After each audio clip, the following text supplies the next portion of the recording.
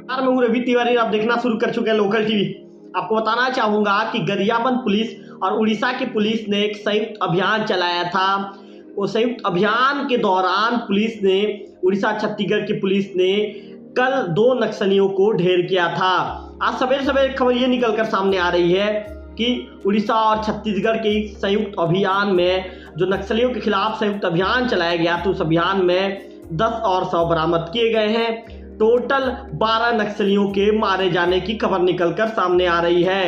मैं आपको बताना चाहूंगा कि पुलिस को सूचना मिली थी कि नक्सली कुल्हाड़ी घाट पहाड़ी के ऊपर भालू डिक्की के जंगल में नक्सली वहां पर मौजूद है, इस तरह की सूचना मिली थी। इसके बाद पुलिस की टीम वहां से मौके के लिए रवाना की गई थी।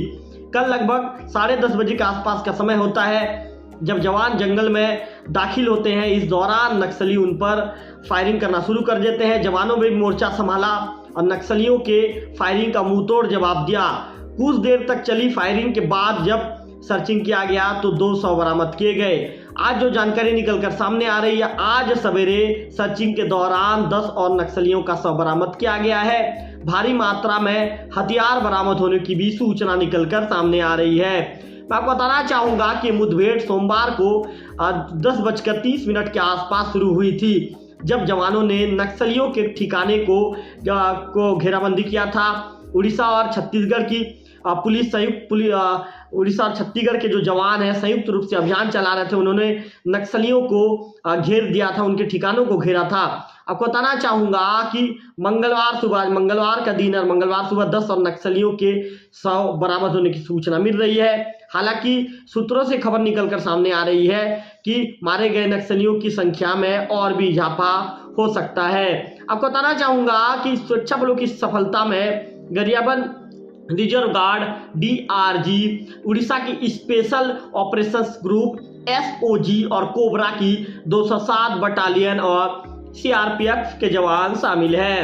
आपको बताना चाहूंगा कि मुठभेड़ के दौरान नक्सलियों द्वारा सुरक्षा बलों पर भारी गोलीबारी की गई थी, लेकिन सुरक्षा बलों ने, जैसे कि मैं वीडियो के बीच में आपको बताया था, सुरक्षा बलों ने भी जवाबी कार्रवाई करते हुए उन्हें सफलतापूर्वक पीछे धकेल दिया था। सुरक्षा बल जब उन पर हावी नजर आए तो इसके बाद नक्सली भागने की कोशिश कर रहे थे, लेकिन जवानों ने उन्हें चारों तरफ से घेर लिया था। इसके चलते नक्सली भाग नहीं पाए।